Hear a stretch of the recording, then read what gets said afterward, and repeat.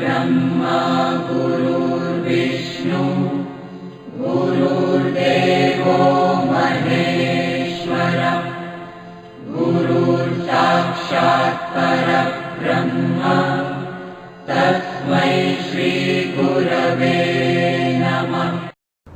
जय माताजी विद्यार्थी मित्रों, जो અત્યાર સુધી આપણે જોયું ક્ષાર માટે ક્ષારની બનાવટ પણ જોઈ લીધી, તો ક્ષારના ઉપયોગ થોડાક જોવા પડશે કે ક્ષાર શા માટે. આપણે બધાએ જોયું એક ક્ષાર આપણે રસોઈમાં વાપરતા હોય જે આપણે સૌથી વધુ એટલે કે NaCl સોડિયમ ક્ષાર, NaCl સોડિયમ ક્લોરાઇડ, એને આપણે જે મીઠું કહીએ છીએ તે એ પણ એક ક્ષાર છે, એને આપણે રસોઈમાં વાપરીએ છીએ. આવા ઘણા બધા ક્ષારના ઘણી બધી જગ્યાએ ઉપયોગ થાય છે.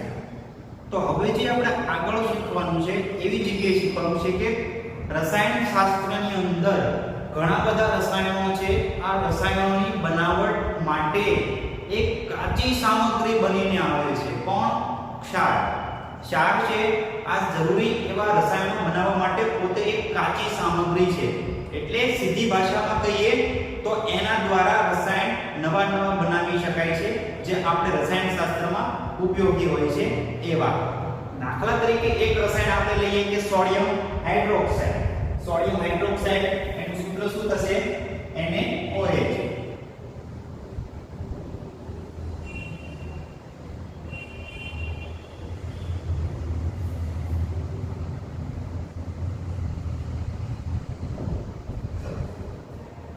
ચલો, સોડિયમ હાઇડ્રોક્સાઇડ એનું આપણે રાસાયણિક સૂત્ર લખી નાખીએ NaOH. એટલે સોડિયમ હાઇડ્રોક્સાઇડ છે એની આપણે ઘણી બધી રસાયણ શાસ્ત્રના અંદર ઉપયોગ કરીએ છીએ. તો એની બનાવટ કેવી રીતે થશે? આ સોડિયમ હાઇડ્રોક્સાઇડની બનાવટ માટે પણ એક ક્ષારનો જ ઉપયોગ કરવામાં આવે છે. કયો ક્ષાર હશે? આના ઉપરથી જ ખબર આપણને પડી જાય કે આના જે બે આયનો છે એમાંથી એક આયન તો ક્ષારમાંથી જ આવેલો હોવો જોઈએ. તો એક આપણે Na એટલે કે સોડિયમ વાળો કોઈ ક્ષાર હશે એના દ્વારા સોડિયમ હાઇડ્રોક્સાઇડ બનેલો હોય. જો અત્યાર સુધી આપણે જોયું, પરંતુ હવે અત્યાર સુધી જો જે શીખવાનું છે આના પછી પણ એની અંદર પહેલા તો સોડિયમ હાઇડ્રોક્સાઇડની બનાવટ કરશું એક ક્ષારમાંથી, પછી બીજી પણ બનાવટ આવશે બેકિંગ સોડા એટલે કે ખાવાનો સોડા. યાદ રાખજો, બેકિંગ સોડા એ ખાવાનો સોડા, નહીં કે ધોવાનો સોડા. પછી આગળ જઈએ વોશિંગ સોડા એટલે કે ધોવાનો સોડા, એની બનાવટ પણ ક્ષારમાંથી જ થાય છે. પછી બ્લીચિંગ પાવડર, એની બનાવટ પણ ક્ષારમાંથી જ થાય છે. એટલે તમે જુઓ તો આજે મેં નામ આપેલા ખાવાનો સોડા, ધોવાનો soda, bleaching powder, sodium hydroxide, આ બધાની બનાવટ ક્ષારમાંથી થાય છે એ પણ યાદ રાખવાનું છે. અને એ બધાની બનાવટ કેવી રીતે થાય છે એ પણ આપણે વારાફરતી વિગતે શીખવાનું છે. તો સૌથી પહેલું આપણે જોઈએ સોડિયમ હાઇડ્રોક્સાઇડ. આના ઉપરથી પહેલી જ ખબર પડી જાય કે આ સોડિયમ નામના કોઈ સોડિયમ સાથે સંકળાયેલો કોઈ ક્ષાર છે, સોડિયમનો ક્ષાર હોય એના દ્વારા સોડિયમ હાઇડ્રોક્સાઇડ બનેલું હોય. તો જે આપણે વિચારો એક ક્ષારનું લઈ લો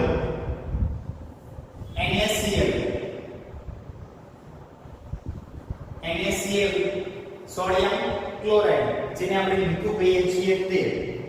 હવે મીઠાનું જલીય દ્રાવણ બનાવવાનું છે. મીઠાનું જલીય દ્રાવણ એટલે કે મીઠાનું પાણીમાં બનાવેલું દ્રાવણ.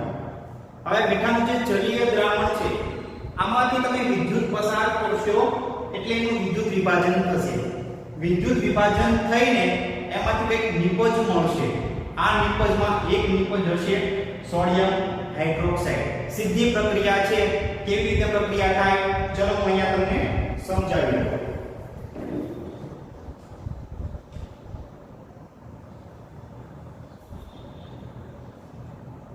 મીઠું છે એટલે કે NaCl, અને મેં વાત કરી કે એને જલીય દ્રાવણ. જલીય દ્રાવણ કોને કહી શકાય? પાણી સાથે બનાવેલું હોય તેને. તો સાથે H2O લખવાનું જરૂર. એટલે NaCl H2O. સામે મેં વાત કરી તો સામે આ બે વચ્ચે પ્રક્રિયા થશે અને એનું વિદ્યુત પસાર કરો છો એટલે એનું વિદ્યુત વિભાજન થશે. આખું લખો તો અહીંયા લખી નાખો, વિદ્યુત યાદ રહી જાય. વિદ્યુત વિભાજન, એનું વિદ્યુત વિભાજન થશે અને એક તમને સોડિયમ હાઇડ્રોક્સાઇડ મળશે. એટલે કે ઉપરની જે નિપજ છે તે જ બીજો એક ક્લોરીન વાયુ અને એક હાઇડ્રોજન વાયુ લખી નાખો અહીંયા. સોડિયમ હાઇડ્રોક્સાઇડ મળશે વત્તા ક્લોરીન વાયુ મળશે અને સાથે સાથે હાઇડ્રોજન વાયુ પણ છૂટો પડશે. એક સાથે તમને 3 નિપજો મળશે. જો એમાં ત્રણના ઉપયોગ છે,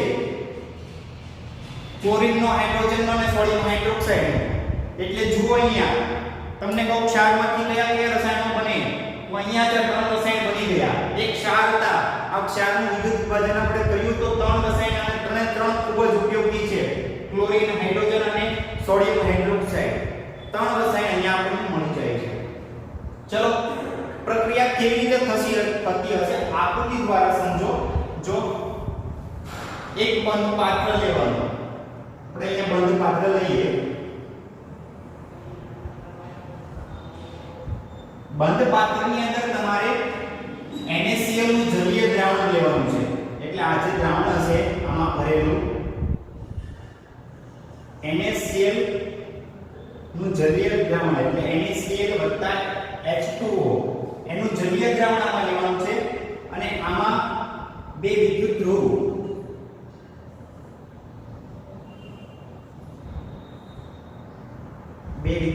ડુબાડવાના છે. બે વિદ્યુત ધ્રુવ છે. વિદ્યુત વિભાજન કરવું હોય તો આપણને ખબર છે કે વિદ્યુત ધ્રુવ હોવા જોઈએ અને એમાંથી વિદ્યુત પણ પસાર કરવું જોઈએ. તો આમાંથી અહીંયા એક બેટરી છે, આ લખનો બેટરી અથવા તો કોઈ વોલ્ટેજ ધરાવતો કોઈ કોષ લઈ શકાય. ચલો આ જે છે પ્લસ વીજભાર ધરાવે, આ નાનું છે એ માઈનસ વીજભાર ધરાવે. પ્લસ વીજભાર ધરાવતો અહીંયા એનોડ ધ્રુવ કહેવાય આને, તો આ બાજુ છે એને કેથોડ ધ્રુવ કહેવાય. કેથોડ અને એનોડ સમજી ગયા. ચલો આ એક બંધ પાત્ર છે, આ પાત્ર બંધ છે. ચલો અહીંયા ઉપર સુધી લખી નાખો તમને પાત્ર બંધ. ચલો અહીંયા આ બંધ પાત્ર થઈ ગયું. આવી રીતે અહીંયાથી આ બંધ પાત્ર રાખવાનું કે જેથી કરીને આ તમારા જે ધ્રુવ છે એ પણ બંધ પાત્રમાં આવી જાય. અને અહીંયા બે જગ્યા રાખવાની છે જે જગ્યાએથી વાયુઓ બહાર નીકળી શકે. એટલે અહીંયાથી પણ વાયુ બહાર નીકળશે, અહીંયાથી પણ વાયુ બહાર નીકળશે. હવે આની અંદર તમારે પાણી આપવા દેવાનું છે. કયું પાણી? સોડિયમ ક્લોરાઇડ NaCl નું જલીય દ્રાવણ. એટલે સીધું તમે પાણી જે આવે છે એ પાણી કયું હોય? તમે સીધું દરિયાનું પાણી વાપરી શકો, કેમ કે દરિયાની અંદર NaCl નો ક્ષાર હોય, પાણી પણ અંદર હોય, એટલે NaCl નું અંદર દ્રાવણ છે તો દરિયાનું સીધું આમાંથી પાણી આમાં એડ કરી શકો. અને આ બાજુથી આપણે જે નિકોઝ તરીકે બહાર કાઢવાનું છે તો એની માટે બીજો માર્ગ રાખવો જોઈએ. અહીંયાથી બીજું દ્રાવણ બહાર કાઢવાનું થશે. હવે જો આ આકૃતિની અંદર સમજો, અહીંયા એક બેટરી લખી છે કે કોઈ કોષ રાખો કે જેના દ્વારા આપણે વિદ્યુત આ પરિપથમાં પસાર કરવાનું છે અને આ બંને ધ્રુવ તરીકે વર્તશે. આ બાજુનો ધ્રુવ છે આપણે એનોડ તરીકે, આ બાજુનો ધ્રુવ છે કેથોડ તરીકે વર્તશે. ચલો એનોડ અને કેથોડ તરીકે વર્તશે અને પ્રક્રિયા ઉપરની હવે જુઓ. આ પ્રક્રિયાની અંદર NaCl અને H2O નું વિદ્યુત વિભાજન થઈ, સોડિયમ ક્લોરાઇડ નું વિદ્યુત વિભાજન થઈ NaOH મળશે, ક્લોરીન અને હાઇડ્રોજન આ બે વાયુઓ મળશે. તો વાયુઓ તો બધા ઉપર જ જાય કેમ કે હવા કરતા હલકા હોય. જે હવા સામાન્ય બીજા આ તો દ્રાવણ ભારે છે, વાયુઓ તો હલકા છે, તો વાયુઓ ઉપર જશે. તો જે ઉપર જશે એમાં જે આ ક્લોરીન વાયુ છે એ મળશે એનોડ ઉપર. એટલે એનોડ ઉપર અહીંયાથી છૂટો પડીને બહાર નીકળશે તો અહીંયા હશે ક્લોરીન વાયુ Cl2 વાયુ તરીકે બહાર નીકળશે. અહીંયાથી તમે એકઠો કરી શકો. હવે એવી જ રીતે કેથોડ ઉપર જમા થાય હાઇડ્રોજન વાયુ કે અહીંયાથી ઉપર આવીને બહાર નીકળી શકે તો અહીંયા પણ તમે એને બહાર પાત્રમાં એકઠો કરી શકો.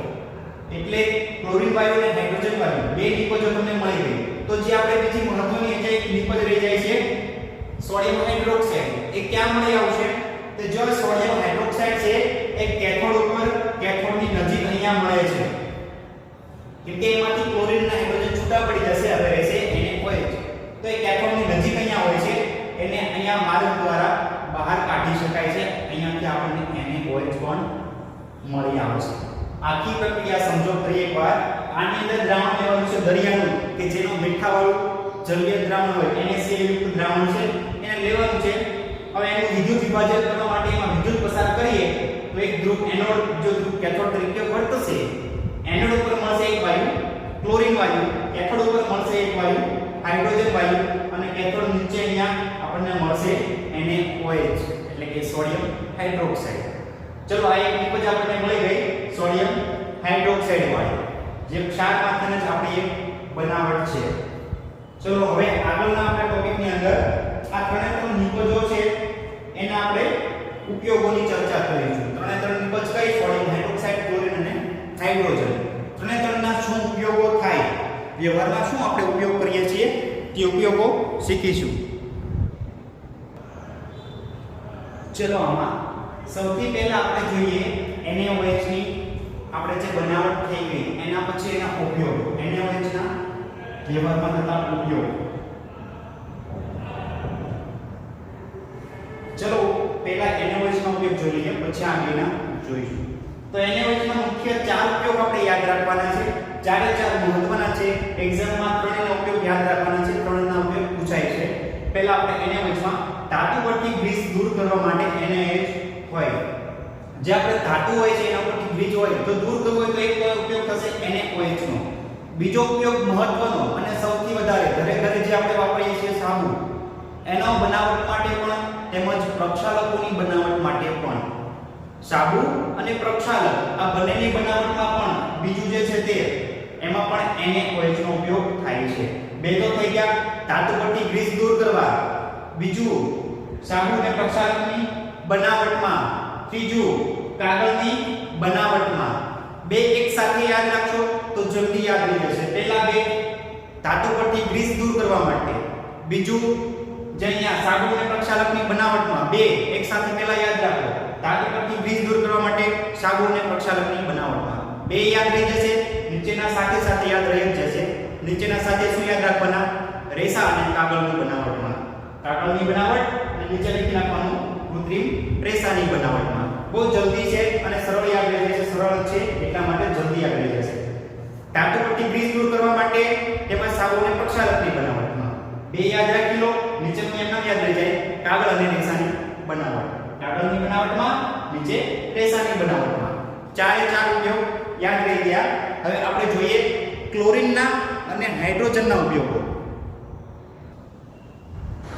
ચલો હવે આપણે ક્લોરીનનો અને હાઇડ્રોજનનો ઉપયોગ આ બંનેના ઉપયોગ જોઈશું. એક આપણે જોઈ ગયા સોડિયમ હાઇડ્રોક્સાઇડનો ઉપયોગ. પહેલો ક્લોરીનનો ઉપયોગ માટે જળ ઉપચાર ક્રિયા, બીજો છે સ્વિમિંગ પૂલ. આ બંને એકસાથે યાદ રાખવાના. જળ ઉપચારની ક્રિયામાં આપણે એમ લાગી જળ ઉપચાર કેવી રીતે? જળ ઉપચાર એને તો શું ઉપચાર કરવો પડતો હશે કે જળ ઉપચાર ક્રિયામાં ક્લોરીનનો ઉપયોગ કરવો પડે.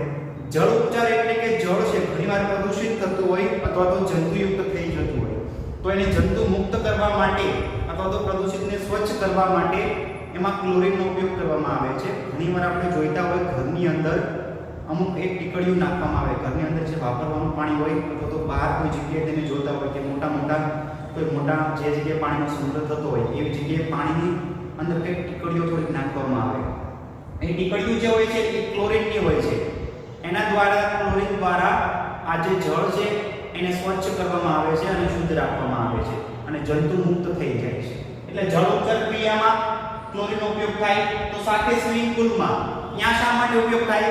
કેમ કે સ્વિમિંગ પૂલની અંદર જે પાણી વહેલું હોય છે એ પાણીને થોડા સમયે એમને શુદ્ધ કરવું જ જોઈએ છે. માટે સ્વિમિંગ પૂલની અંદર ખોટી પાણીની અંદર વાસ ના આવી જાય, ખોટી જીવાતો ના આવી જાય એટલા માટે એ લોકો સ્વિમિંગ પૂલના પાણીને શુદ્ધ રાખવા માટે ક્લોરીનનો ઉપયોગ કરતા હોય છે. બંને થઈ ગયા જળ ઉપચાર ક્રિયામાં, સ્વિમિંગ પૂલની અંદર. ચલો હવે પછીનો જે ટોપિક છે એ પણ મહત્વનો શું છે? PVC polyvinyl chloride. પૂરું નામ શું થાય? PVC નું નામ પૂછાય તો P એટલે પોલી, V એટલે વિનાઇલ, C એટલે ક્લોરાઇડ. પોલીવિનાઇલ ક્લોરાઇડ એની બનાવટ માટે પણ જો સીધું યાદ રહી જાય અહીંયાથી પોલીવિનાઇલ ક્લોરાઇડ, C એટલે ક્લોરાઇડ, એનું નામ જ ક્લોરાઇડ આવ્યું. ક્લોરાઇડ એટલે એમાં કેવું હોય? Cl હોય. Cl હોય તો જ એને ક્લોરાઇડ કહેવાય. અને એનો જ ક્લોરાઇડનો C અહીંયા આવે છે. તો અહીંયા C એટલે ક્લોરાઇડ આયન, માટે કે આની બનાવટમાં ક્યાંક Cl આવેલો હશે. Cl એટલે કે શું? ક્લોરીન આવેલો હશે. એટલે પોલીવિનાઇલ ક્લોરાઇડ એટલે કે PVC ની બનાવટ, જે PVC પાઇપ આપણે બધા વાપરતા હોઈએ છે, એ PVC પાઇપ એટલે જ PVC. એ PVC ની બનાવટમાં પણ ક્લોરીનનો ઉપયોગ થાય છે. સીધું નામ યાદ છે, નું નામ C એટલે ક્લોરાઇડ. ક્લોરાઇડ એટલે એમાં Cl નો ઉપયોગ થાય.